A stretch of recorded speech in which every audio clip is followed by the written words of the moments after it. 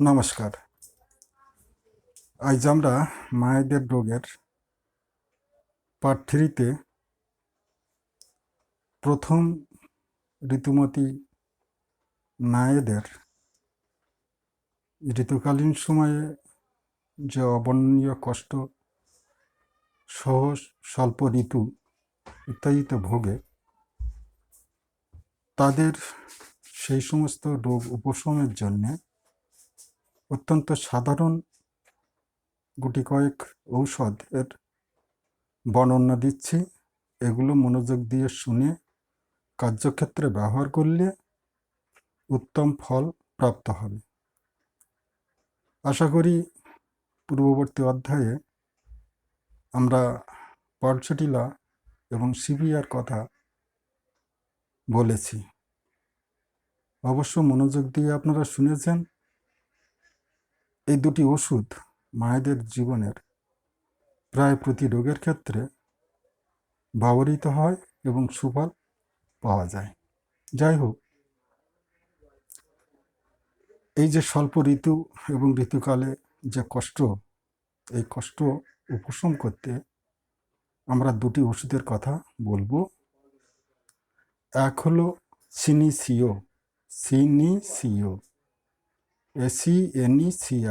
সিনিসিও mother. এই mother শব্দের অর্থ হলো জিরো শক্তি। আর একটি ওষুধ হলো ভাইবর্নাম অপু মাদার। এই দুটি ওষুধ মাসিকের এক সপ্তাহ আগে যে কোনো একটি ওষুধ 10 ফোঁটা মাত্রায় সকাল বিকাল দুবার ব্যবহার করুন।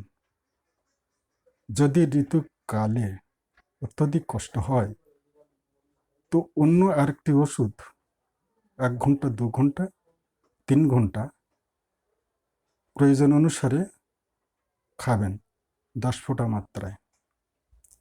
এতে সহজে মাসিকের স্রাব বর্ধিত হবে এবং ব্যথা যন্ত্রণাও কমে যেতে থাকবে। দ্বিতীয় আরেক শ্রেণীর ওষুধের কথা বলি। দুটি ওষুধ ভারতীয় ভেষজ, একটা হলো অশোকা আর একটা হলো অ্যাব্রোমা আগস্টা। যে সমস্ত মেয়েরা পালসেটিলার মতো মন মানসিকতা বা লক্ষণযুক্ত, অর্থাৎ সহজে ক্রন্দনশীল, নম্র, ভদ্র, পরিবর্তনশীল মানসিকতা, তৃষ্ণাহীনতা, এমন যে পালসেটিলার রোগী, জনসিয়া অশোকা সেই রকম একটা ওষুধ।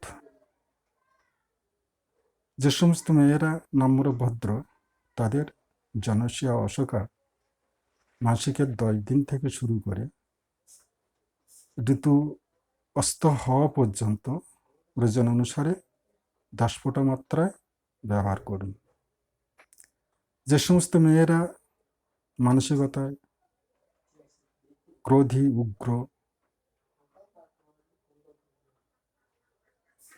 এমন মেয়েদের জনসিয়া অশোকার পরিবর্তে অ্যাব্রোমা আগস্টা উপরোক্ত নিয়মে ব্যবহার করবেন। তাতে মাসিকের বর্তমান কষ্ট উপসর্গ সমূহ লাঘব হবে। নমস্কার।